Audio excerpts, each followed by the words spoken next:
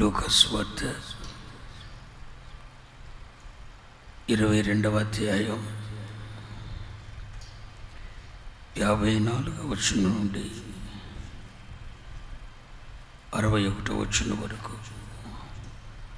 ఒక వచనం మీరు, ఒక వచనం నేను, అందరం కలిసి చదువుకుందాం. వారు ఆయనను పట్టి ఈడ్చుకుని పోయి ప్రధాన యాజకుని ఇంటిలోనికి తీసుకుని పోయిరి. పేతురు దూరముగా వారి వెనుక వచ్చుచుండెను.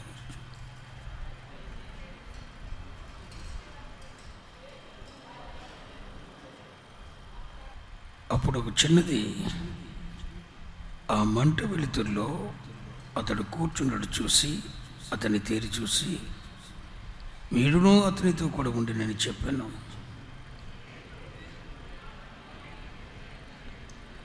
మరికొంతసేపటికి మరొకడు అతన్ని చూసి, నీవును వారిలో ఒకడవనగా పేతురు, ఓయి నేను కానేను.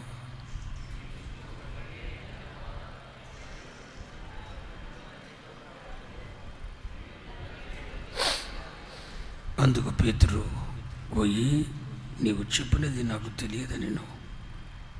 అతడు ఇంకనూ మాట్లాడుచుండగా వెంటనే కోడికి వచ్చిన 61వ వచనం, అందరం కలిసి.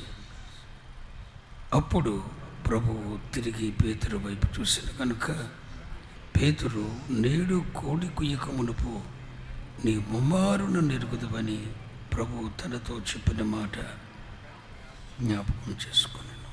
వెంటనే వెలుపలికి పోయి సంతాపపడి ఏడ్చాను. చదువుబడిన లేఖన భాగంలో నుండి పరిశుద్ధాత్మదేవుడు మనందరితోనూ మాట్లాడునుగాక. ఇది యేసయ్యను సిలువ వేయటానికి ముందు ఆయన మీద అన్యాయపు తీర్పు తీర్చి ఎట్టకేలకు ఆయనను సిలువ వేసి చంపాలని ఆనాటి పరిసయ్యులు, శాస్త్రులు, సద్దూకయ్యులు, హెరోదీయులు యేసయ్యను ప్రయత్నిస్తుంటే ఆయనకు అన్యాయంగా ఏదో ఒక నింద వేసి తీర్పు తీర్చి సిలువ మరణములకు అప్పగించాలని ఆయన్ను ఈడ్చుకొని పోతున్నారు. ఆయనను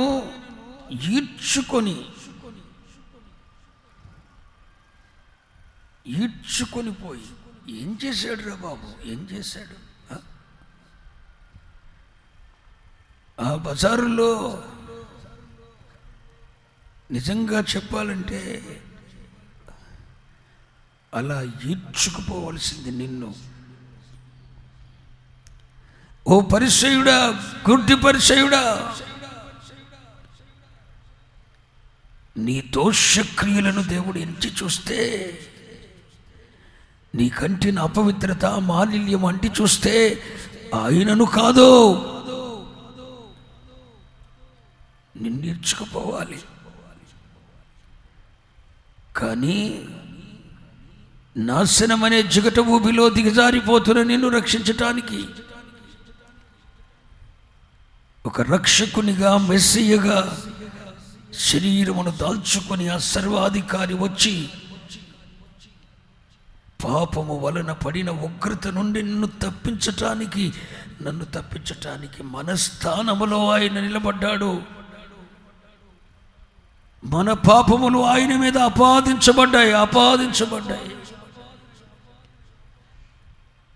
ఒక మనుష్యుడు పాపం చేస్తే పాప ప్రాయశ్చిత్తార్థం అతని ముందు ఒక గొర్రెపిల్ల నుంచి, నిర్దోషమైన గొర్రెపిల్ల నుంచి, మేకపిల్ల నుంచి, ఆ నిర్దోషమైన గొర్రెపిల్ల మీద, మేకపిల్ల మీద చేతులుంచి, ఈ పాపాత్ముడు చేతులుంచి తన పాపములన్నీ తన మీద ఆపాదిస్తాడు, మోపుతాడు. అప్పుడు ధర్మశాస్త్ర ప్రకారం ఏమవుతుందంటే ఇతని పాపములు ఆ నిర్దోషమైన గొర్రెపిల్ల మీదకు ఆపాదించబడతాయి, ఆ గొర్రెపిల్ల మీద మోపబడతాయి. అప్పుడు ఇతని స్థానములో అది రక్తం సిందించి చనిపోతుంది. అప్పుడు ఇతను ప్రాయశ్చిత్తం పొందుతాడు, పరిహారం నందుతాడు. అది పాత నిబంధన బలియాగం, పాత నిబంధన బలులు చెబుతున్నది. కానీ ఇక్కడ ప్రభు లోక పాపములను మోసుకొని పోవు దేవుని గొర్రెపిల్లగా, పవిత్రుడు, పరిశుద్ధుడు, నిర్దోషి, నిష్కల్మషుడు, పాపము చేయనివాడు, పాపం ఎరుగనివాడు, పాపులలో చేరనివాడు ఆ ప్రభువు నిర్దోషమైన గొర్రెపిల్లగా లోకమంతటి పాపములకు మోసుకొని పోవటానికి ఆయన మనస్థానంలో నిలబడ్డాడు. కాబట్టి నా పాపం నీ పాపం ఆయన మీద ఆపాదించబడినది. కాబట్టి నడి బజార్లో ఆయనను ఈడ్చుకుపోతున్నారు. ఆయనను ఈడ్చుకుపోతున్న సందర్భంలో ఏం జరిగిందో తెలుసునా? పేతురు ఆయనకు దూరంగా వెళ్ళిపోయాడు. ఎంత దుఃఖం అనిపిస్తుంది. దూరంగా ఉండేవాడు, రోజు దూరంగా ఉండేవాడు, దూరంగా ఉన్నా ఎవడు ఫీల్ అవ్వడు. అవునా కాదా నేను చెప్తున్నది? మనకి రోజు దూరంగా ఉండేవాడు, దూరంగా ఉన్నా ఎవడు ఫీల్ అవ్వడు. కానీ రోజు సమీపంగా ఉండి, దగ్గరగా ఉండి, అరే పేతురయ్య ఎక్కడ లేడో నాకు తెలియక అడుగుతున్నా. నీళ్లను ద్రాక్షారసంగా చేసినప్పుడు ఆయన లేడా? యాయీరు కుమార్తెను బ్రతికించినప్పుడు చిన్నదానా లెమ్మని చేయి పట్టుకోగానే లేచి కూర్చొని మాట్లాడసాగినప్పుడు అది కల్లారా చూసింది పేతురయ్య కదా. నాయని విధవరాలు కుమారుడు చనిపోయి పాడి మీద మోసుకొని పోబడుతుంటే యేసయ్య పాడిని ముడితే ఆ చిన్నవాడు బ్రతకటం కనులారా చూశాడు కదా.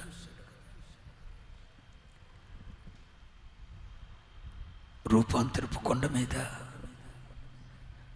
ఆయన ముఖము సూర్యుని వలె ప్రకాశిస్తుంటే, ఎవ్వరూ చూడలేనంతగా ఆయన ముఖం ప్రకాశిస్తుంటే, ఆయన వస్త్రము ఏ చాకలి ఉతకలేనంతగా కనుమరుపు మెరుపులు ప్రకాశిస్తుంటే, ఆ దివ్యమైన తేజస్సును కనులారా చూసినవాడు కాదా పేతురయ్య? అలా ఆయన సూర్యకాంతి వలె ఆయన ప్రకాశిస్తున్నప్పుడు పరలోకము నుండి ఒక శబ్దం, ఈయన నా ప్రియ కుమారుడు, ఈయన మాట వినండి అని. ఈ శబ్దాన్ని ముమ్మారు విన్నవాడు కాదా పేతురు?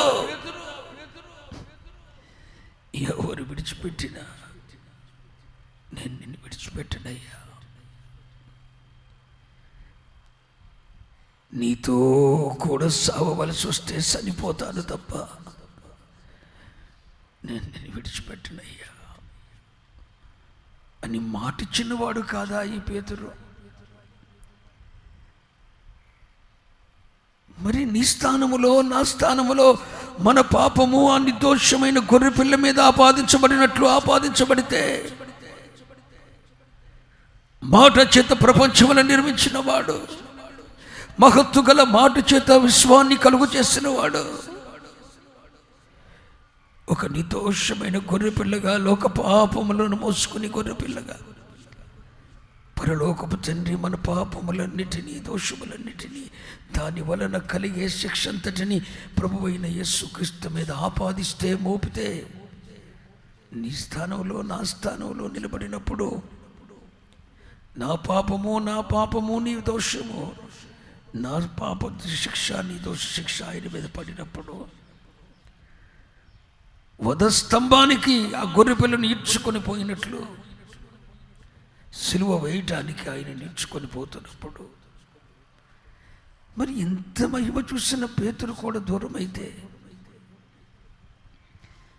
అది హృదయ విదారం కాదా? హృదయంలో అది ఎంత బాధ అనిపిస్తుంది. ఎంత దుఃఖం అనిపిస్తుంది. పేతురు యేసయ్యకు దూరం అయ్యాడు. యేసయ్య ముందే చెప్పాడు, నీవు నన్ను ఎరుగనని ముమ్మారు అబద్ధమాడతా పేతురు. లేదు ప్రభువా, నీ మహిమను కనులారా చూసిన వాణ్ణి కదా. రూపాంతరపు కొండ మీద నీ ముఖము సూర్యుని వలె ప్రకాశిస్తుంటే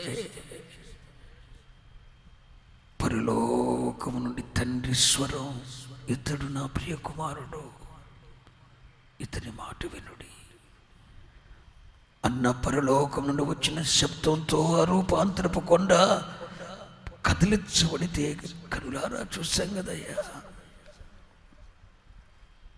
ఎలా నిన్ను విడిచిపెడతాను? ఒకటి మాత్రం నిజం ప్రభువా, నీతో కూడా సావవలసి చూస్తే చనిపోతాను, నిన్ను విడిచిపెట్టిన అన్నవాడు సైతం ఆయనకు దూరమయ్యాడు. ఈ శుభవేళ నిన్ను అడుగుతున్నాను, పేతురు వలె ఎన్నో మహిమలు చూసిన వాడవు కాదా నీవు? పేతురయ్య వలె యేసయ్య ప్రత్యక్షత స్పష్టంగా ఎరిగిన వ్యక్తివి కాదా నీవు? యేసయ్యను గూర్చి ఎవడు స్పష్టంగా చెప్పలేదండి, నేను ఎవరినని ప్రజలు చెప్పుకొనుచున్నారు అని అడిగితే ఒక్కడు తిన్నంగా సమాధానం చెప్పాల 12 మంది అపోస్తలులో. అరే మీరేమనుకుంటున్నారు అంటే ఒక్కడు సరైన ఆన్సర్ ఇవ్వలా. అంటే ఒక్కడికి యేసయ్యను గూర్చి స్పష్టమైన ప్రత్యక్షత లేదు. 3.5 సంవత్సరాలు ఆయనతోనే ఉన్నారు, ఆయనతో తిన్నారు, ఆయనతో గౌరవాన్ని ప్రతిష్టతలను అనుభవించిన వీరు నేను ఎవరి ప్రజలు చెప్పుకుంటున్నారని యేసయ్య అడిగితే ఒక్కడు సమాధానం ఇవ్వలేదండి. కానీ సరైన సమాధానం, సరైన యేసు ప్రభు అయిన యేసుక్రీస్తుని గురించి సరైన ప్రత్యక్షత పొందినవాడు పేతురు. నువ్వు సజీవుడకు దేవుని కుమారుడైన క్రీస్తువు అన్నాడు. క్రీస్తువు అంటే అర్థం ఏంటంటే నా రక్షణ కార్యం కొరకు నియమించబడిన అభిషిక్తుడవు నీవు అని చెప్పేశాడు. మరి యేసయ్యను గూర్చి స్పష్టమైన ప్రత్యక్షత పొందిన పేతురయ్య లాంటి వాడు దూరం అయితే బాధ కలగదా అని అడుగుతున్నా.